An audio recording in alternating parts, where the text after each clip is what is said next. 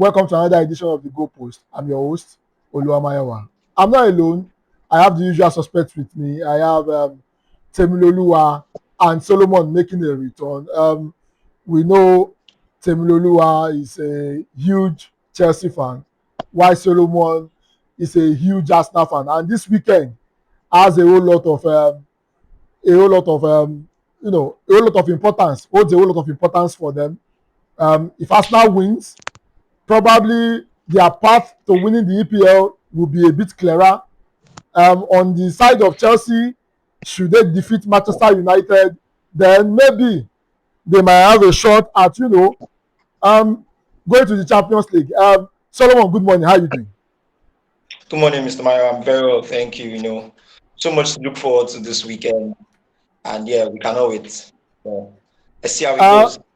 Temiloluwa, how are you doing this morning? There's a whole lot of there's a whole lot of importance attached to this game. How are you doing? You are not in the Champions League. You are not anywhere, but I mean, you are fighting for the Champions League spot. How are you doing, Temiloluwa? I'm doing good and fine. I'm doing fantastically well. It's nice to be back. You don't need to rub it in my face now.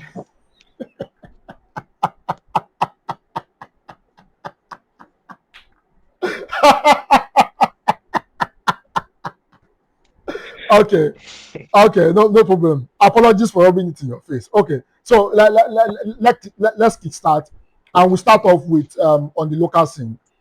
There's a particular Victor Osimhen, that left Napoli and has been enjoying life in Galatasaray. However, the Laurentiis has come out regretting the fact that he didn't allow Osimhen to go to PSG. At a particular point in time, PSG were offering him about 100 to 120 million pounds for Osimhen to leave. However, the Laurentiis decided, to keep Osimhen, and Osimhen had to, fight his way to go into Galatasaray. I mean, a whole lot of people. I spoke to some people, couple of people yesterday about the same news, and a whole lot of people do not have sympathy for the Laurentiis. We all knew how he treated Osimhen. He nearly ended the career of Osimhen. I mean, I know you guys would have seen that news. Let me start with Temiloluwa. What do you make of this particular news? Well, I can remember when PSG tabled over 200 million plus for both Osimhen and SerieA. I was actually hoping that the move would go through, but it didn't go through and the likes. All I can just say is Osimhen has always been a fantastic striker. He has always been a wonderful player, and we just need to give credit. First of all, we need to give credit to Napoli's president for unearthing Osimhen, because getting Osimhen from Lille for a club record signing was a gamble that eventually paid off because he won the league and the likes. But he should have sold Osimhen earlier, you understand, to PSG, and then I don't think the departure of Osimhen would have followed this path, because it was more like a tussle before he left Napoli. Same thing too with SerieA. It was more like a tussle before he left Napoli. So if he had accepted the bid earlier from PSG, I don't think they would have gone, and he would have even made even more money.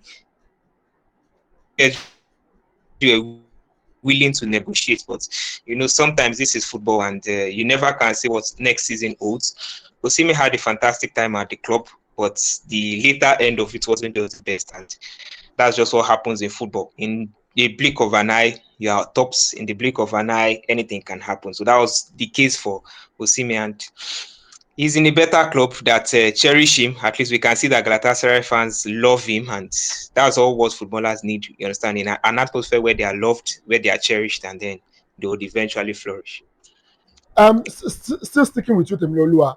Don't you think it was more of an ego issue for the Laurentiis? I mean, there was a whole lot of offer on the table. There has been a whole lot of there has been a whole lot of back and forth between him and Osimhen. Remember the racist joke that they made when he missed the penalty. Remember the disagreement that surrounded Osimhen's stay. And even Conte already advised the Laurentiis to let go of Osimhen since there has been breakdown of communication. Don't you think it's more of an ego that cost him a whole lot of money? Because I mean, it's in the business of running football, and you are in the business to make profit. And we can call it ego. You understand? But I think the mistake he made was that he didn't know how to go about handling players well. He wanted to take away player power, you understand, but he didn't know how to go about it well. That's the same thing too that he had with Skrivashvili, and that was what he said.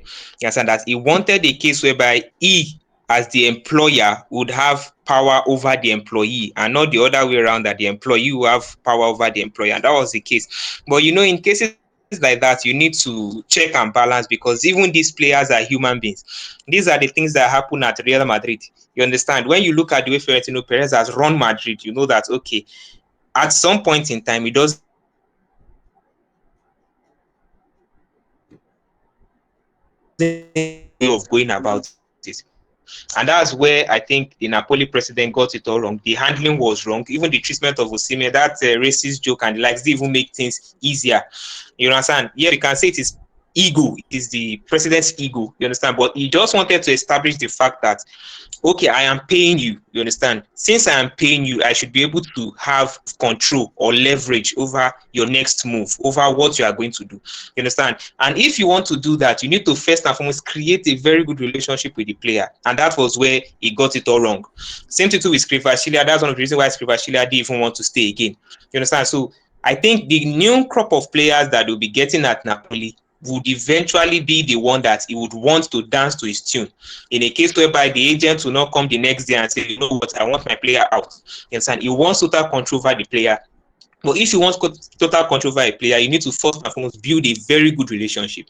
Osimhen had a very good relationship from the start because they heavily backed him. You understand? Being a black man in Italy, you understand? Being the record signing, there were a lot of back and forth, and the president stood by him.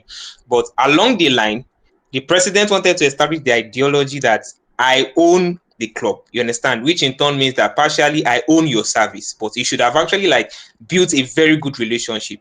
Getting a very good relationship will make transitions like that very easy. We can see clubs like Real Madrid, a lot of stars coming and going without any backlash, without any issue. You understand? It's all down to the relationship. And then you see some of these ex-players come to the club to come and watch football matches. You understand? But when you check Napoli, it is not really the case. You understand? When players leave Napoli, they hardly ever come around to come and watch their matches and the likes. But it's just down to relationship. And I think the Napoli president should do better in his relationship with players, regardless of who they are, where they are from, or how much he got them. Okay, that's fantastic. And Solomon, let me come to you. I mean, we all know that the employer is the king. The moment you sign a contract with an employer, it means you have signed away your service to that particular person for a particular pay. And as an employer, you direct the ship. As an employer, you direct the ship. The employee does not dictate to you. Osimhen knew the contract he was signing, and one of the clauses of the contract was, I agreed to the fact that this club will not sell me to a rival club in Italy. That's number one. Number two, because he was still contractually binded with Napoli. He still has a contract running. I think Napoli has the authority over him. What do you make of this? Yes, I understand that Laurentiis is regretting the fact that from 100 million valuation, is getting about 70 million from Galatasaray. He got about 70 million from Galatasaray, which is 30 million short, and that 30 million could have gotten him some quality player. So what do you make of all of this? Don't you think it's the contract that Osimhen signed? Well, I know very well that when Osimhen joined Napoli, I mean, he was just coming in from Lille, right? He had a good season at Lille that year, right? But you still could not have tipped him to do so well as he did in Napoli. And that's why Temi did say that, big ups to the Laurentiis for actually, backing up Osimhen in his first season in Napoli and actually signing him for a club record fee. It means that maybe we can say that he had foresight, was able to see the future. He saw how much Osimhen was going to be integral to the success of the club. But here's where it gets blurry. Osimhen would not have had the capacity or the ability to probably want to, demand more when he was coming from Lille into Napoli. Of course, because of the fact that he probably was not at the time the world-class striker that he is right now. Was he good? Yes. World-class at the time, I don't think we can define him as world-class at the time. But at some point, when you get to a position like the one that Osimhen got into, winning the Scudetto for the first time in 33 years, over 70 goals and 18 assists in the space of 5 years that he was with them, winning the African Player of the Year, right? There's a different level. That's a different level now. I am now in a position where I can actually also make demands, because think about it. Mention 5 strikers in the world. You would definitely mention 5 top strikers in the world. Come on, we're talking Mbappe, we're talking Kane, we're talking Haaland, we're talking Osimhen, right? I do not think that it's out of place that Osimhen would now want to, maybe allow for changes to come into the contracts. I believe that that's actually going to be a normal thing, because now he's in a place, or he's in a position where I believe that he can make demands. Temi already mentioned, having good relationship with players that would allow for such transitions to be easy. The length and breadth of it is that Napoli's president and dare I say Napoli's board went about the handling of that situation in a very, very terrible manner. And of course, it also did not make matters any easy that your best player in years, someone who was able to win the Scudetto for you guys in over 30 years, got racially abused by your own, official account. It meant that someone in the team who is a top person in that team approved for such a video to be put out. You cannot allow such incidents when you have a player of that magnitude. And I believe that all of that just led to the change in the contracts, obviously, that Osimhen signed, and he wanted out eventually. And I mean, he did not even exactly want out. He still stayed, because despite the controversy and all of that, he stayed in the season that Antonio Conte came in, and the whole change with the change with coaches and all of that eventually led to him not starting. And then, of course, as we said, the racial video just made matters worse. And I mean, it is what it is now that he's in Galatasaray. So yeah. Before we move on from this to talk about other things, do you think the what the Laurentiis did has derailed Osimhen's career? Because imagine if you remember, SerieA eventually left angrily, yes, in January, and because they knew they were going to lose him in the summer for free, that was why they let him go in January, and he ended up winning the Champions League with PSG. He also ended up winning the league with Napoli, because he had played the integral part in that season before he left.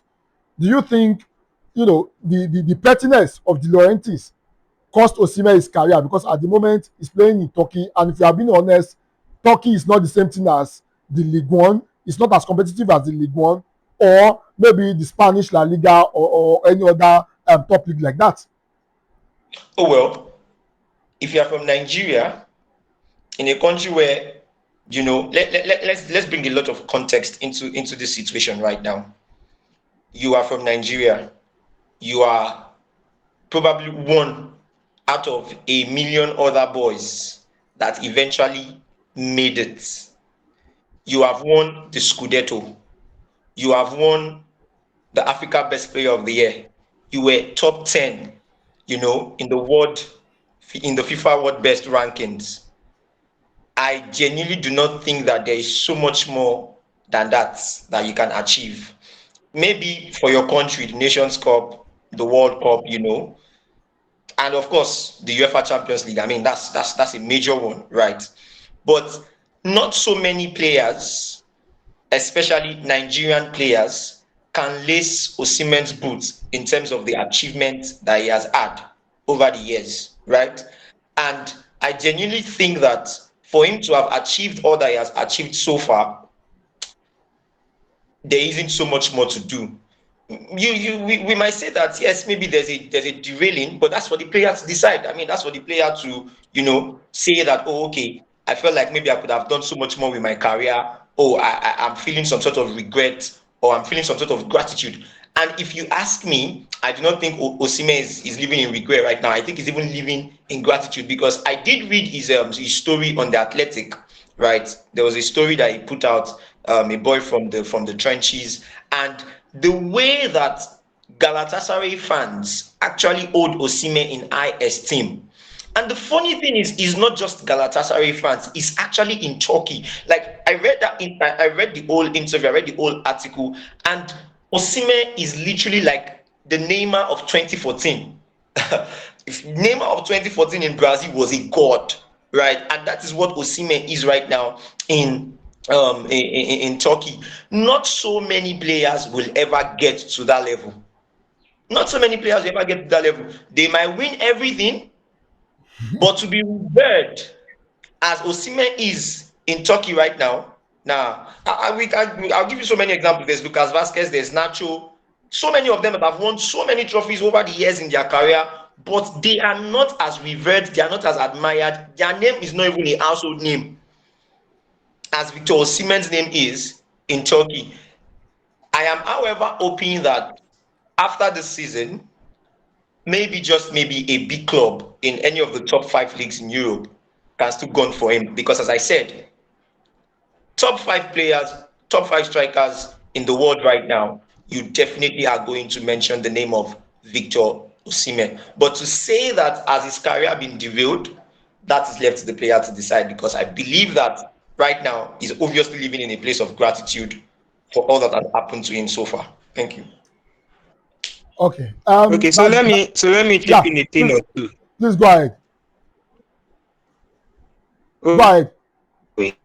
Sometimes as footballers, you take a step back for you to be able to go forward.